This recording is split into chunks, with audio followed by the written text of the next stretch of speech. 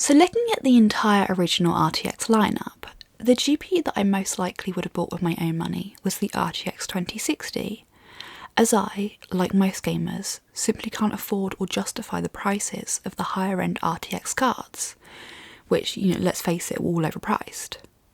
Now since then, Nvidia have released super variants of their RTX 2060, 2070 and 2080, and whilst this is presented as a sort of mid-generation hardware refresh, what it really is a price cut.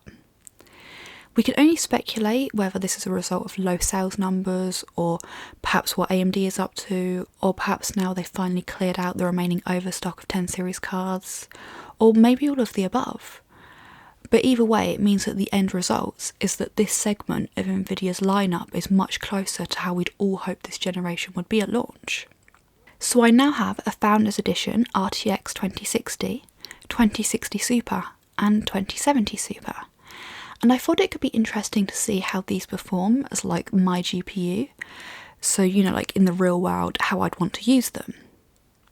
So it's been about 4 years now since I moved to 4K gaming, and in the same way that people who went the high refresh rate gaming route instead will understand, once you've made the upgrade and seen the difference, it's very hard to go back. Now having a good experience on a 4K display with these 1440p targeting mid-range cards is entirely possible, but it's not without compromises. Things like native 4K, ultra settings and hitting a constant 60 FPS are all things that you're going to have to be willing to sacrifice. And they're things that I am, as if you can't afford the higher end cards and you're not willing to sacrifice too much on resolution, then something else has to give. So today I'm going to be finding out which of these cards will be my new recommendation for budget 4K gaming with compromises, out of, Nvidia's lineup anyway. So let's get started. So for this video I'm using Orchid as my test system, which means that temporarily the 2080 Ti has to go. I'm also using ADATA D41s at 2666 MHz with my Ryzen 7 1700, which is overclocked to 3.8 GHz. This CPU is next on my list of things to upgrade in this build, so keep that in mind that your performance numbers will be higher if you're using a higher clock Ryzen or Intel CPU. So I decided to start this video with a game that's difficult to run, Assassin's Creed Odyssey. I've played everything in this series up to about halfway through Assassin's Creed Syndicate, so I'm not going to be going too far into the game for my test session, if that's okay with everyone. Starting with the RTX 2060, it's doable. I mean, it's a struggle, but it's doable. This is 4K with the resolution scaling set to 80%. I'm using the high preset as a starting position, and then lowering the environment detail, clutter and volumetric clouds down to medium. So whilst playing through the game's intro up until this point, I saw the frame rate range between 40 and 60 FPS, depending on the scene. It is very playable like this and everything looks great, but there is the occasional dip in frame rate, which does impact the overall smoothness of gameplay. So it should be no surprise then that I'd actually retain these settings for the 2060 Super, but enjoy a much improved frame rate. I know my CPU is holding the GPUs back with this game, as I've seen better performance numbers in my previous videos. So you can see the current FPS as well as some other info on the on-screen overlay, but keep in mind that running around this area almost certainly isn't as intense as this game will get. I'd say that we're seeing at least a 5 to 10 FPS increase versus what we saw with the 2060. Finally, moving up to the 2070 Super, I could either up the graphical settings and stick within the 2060 Super's frame rate window, or I could stick with these settings and improve the frame rates even higher. I went with the latter on this occasion and I'm now sitting around 60 FPS. So here's some comparative numbers using the in-game benchmark, all the cards running the same settings of course. Overall, I'd say that all three cards are capable of giving me a very playable and enjoyable experience with Assassin's Creed Odyssey. Now obviously I'd rather be on the 2070 Super out of the three, but if all I had was a 2060, I'd still happily spend all day playing this and getting no work done. So in my last GPU video I said this: for me, if I bought one of these cards and had therefore paid the RTX tax, I'd feel compelled to have to run them with RTX on, because otherwise it would just get to me. And whilst that's still true, that it would and does get to me, in that video I'd included a range of potential monitor setups, with 1080p, 1440p and 4K included. whereas this video doesn't do that. This video is all about having the best possible experience with these cards on a 4K monitor. And for that, you have no choice, you have to turn RTX off. If you do want 4K and ray tracing, you need to be looking at the RTX 2080 Ti, and even that can struggle. So how would I play the Battlefield 5 single player campaign with an RTX 2060? Well, I'd play it in 4K with the resolution scaling set to 80%, with the settings on the high preset. Although for some reason DirectX 12 was really unstable for me, so this is in DirectX 11. So then moving up to the RTX 2060 Super, I'd keep the settings the same, because Battlefield 5 does have some large dips in frame rate occasionally, and the extra performance overhead helps me keep over 60 FPS when those dips occur. And finally, with the RTX 2070 Super, I did try it with 100% 4K on ultra settings, but as Battlefield 5 seems to have such large performance swings, seemingly by random, I did end up settling for 100% 4 on high instead of on ultra. Next, for a nice change of pace, a game that I don't have to make any compromises with, or so I thought. In both of my previous videos, using the RTX 2060 with Forza Horizon 4, it averaged 60 FPS with 4K ultra settings. However, I'm now only seeing 53 FPS with those same settings in this system. Either it massively prefers Intel hardware, or something has changed with the game, perhaps as a result of the new LEGO expansion. So with the 2060, I'm now playing in 4K high instead. The game still looks fantastic, and the frame rate has enough overhead to give me a smooth experience when V-Sync to 60 FPS. And then moving up to the RTX 2060 Super and the RTX 2070 Super, I play on 4K Ultra. The 2060 Super sitting in the high 50s, and the 2070 Super sitting in the high 60s.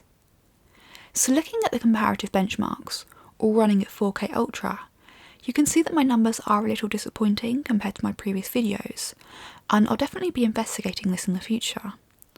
However, even now, all cards offer a great gaming experience on a 4K display.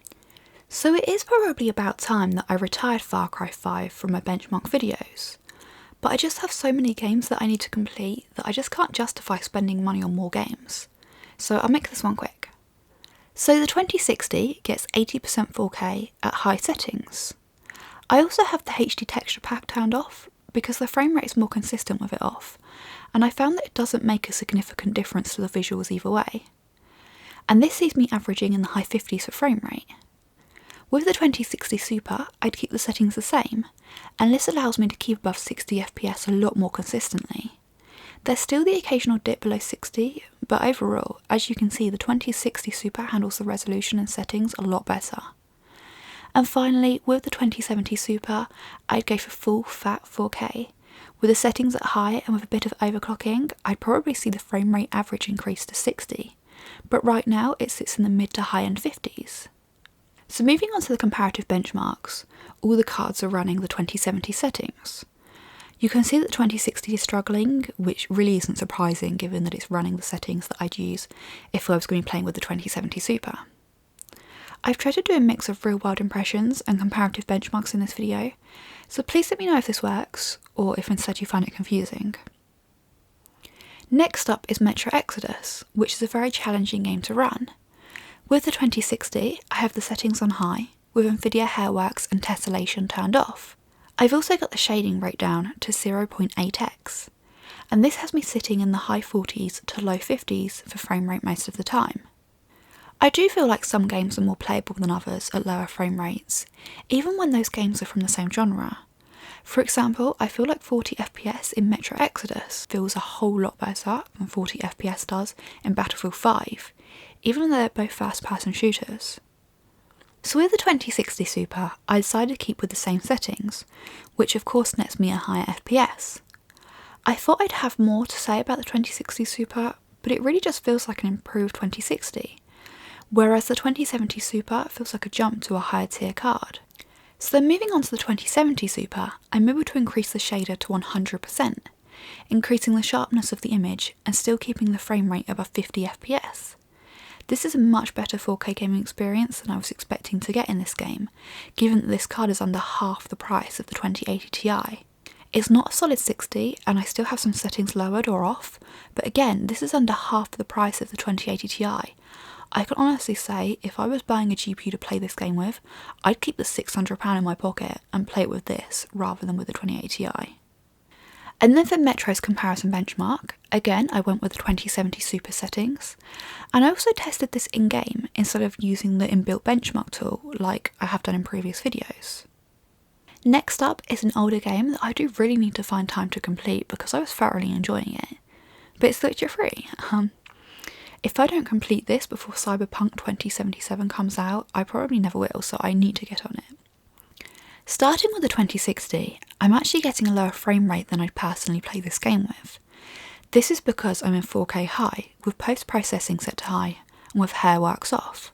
What I'd actually do here is input a custom resolution of 3800 by 1800, which is a little over 80% 4K. But unfortunately, the captured device that I'm using to record this video hates strange resolutions. If I did move down to 4K medium, it would add around 5 FPS, but then it starts to make the cities feel a bit empty as it lowers the amount of characters on screen. Moving up to the 2060 Super and keeping with those same settings, it keeps the frame rate in the 50s, with it hitting 60 when I leave the busier areas of the town. And then finally, moving to the 2070 Super, again I find myself keeping the same settings, which is something that I really didn't think I'd be doing as often as I have done in this video. Now the FPS goes into the 70s when I leave the busy areas, but it still drops into the 50s during intensive parts, which makes me hesitant to increase the settings. Looking at how this game performs with these cards, running CD Projekt Red's Red Engine 3, I do worry that we're all a bit screwed when it comes to Cyberpunk 2077 on the Red Engine 4. I'm sure that it will scale well and look great on the medium and lower settings, but if you're as excited as I am for the game and want your system to be as prepared as possible to get the most out of it, I'd get the highest end card that you can afford to. Well actually, I'd say that's only if you must upgrade your GPU right now, and that if you don't really need to upgrade, then I just keep saving and get the highest end card you can a few weeks before the game launches. If you are going to try to game on a 4K monitor with cards that target 1440p gaming, then you're going to need all the help you can get, so overclocking is obviously a hugely important part. Up until now, all of my benchmarks and gameplay have been with the cards at stock, because I want to show you out of the box guaranteed results. But looking at overclocking, with my RTX 2060, I don't have a great overclocker in terms of core clock, so I was only able to add plus 100 MHz to the GPU, but with memory however, I was able to get a nice plus 900 MHz. Then with the 2060 Super, I was able to get plus 170 MHz to the core and plus 800 MHz to the memory. And then with the 2070 Super, again I was able to get plus 170 MHz to the core, but this time only 750 MHz to the memory. So running the Metro Exodus benchmark again, you can see just how much these overclocks gave me. 6 FPS extra on the 2060 Super and 4 FPS extra on the 2070 Super. I'd say that if you're planning on getting one of these cards for 4K gaming, then overclocking them is an absolute must. So at the beginning of this video, I said that the 2060 was the only RTX GPU that I would have considered buying out of Nvidia's entire lineup, but that changes with this video. I now have that same sort of "I'd definitely consider this" feeling towards both of the new cards. The price points could be lower, but now the price is at least entering the realms of reasonable for the performance you are getting, and you might see some use out of the RTX features if you're not being mental like me and trying to get them to do 4K, especially with the titles Nvidia has got on their upcoming RTX games list. For me, the 2060 Super is an easy jump to justify, with 8GB of VRAM and a jump in overall performance. It's just a lot more suited to high resolution gaming long term. I think the 2070 Super is going to be pretty popular. It's potentially the sweet spot within Nvidia's RTX range, but I'd like to try out a 2080 Super before I say that definitively. At the moment though, the RTX 2070 Super is the RTX card I'd buy. However, this is clearly a purely Nvidia focused video, and Nvidia isn't the only manufacturer you have to pick from. The fact is that AMD seems to have some very compelling cards when it comes to budget 4K gaming, especially when you can't make use of ray tracing at this resolution, with the cards in this price range anyway. But at the end of the day though, I can only benchmark what I have in front of me. I will continue to try to get the AMD cards in for review though, and my advice to everyone watching is to make sure you compare what Nvidia has versus the AMD alternative before making any purchasing decisions. So overall, I'd say good job Nvidia, please keep going in this direction, offering more performance for less money, because that's how things are supposed to be. So if you like this video, then please hit the like button. Don't forget to subscribe if you haven't already and you want to see more of my videos, or perhaps consider becoming a patron. And thank you for watching.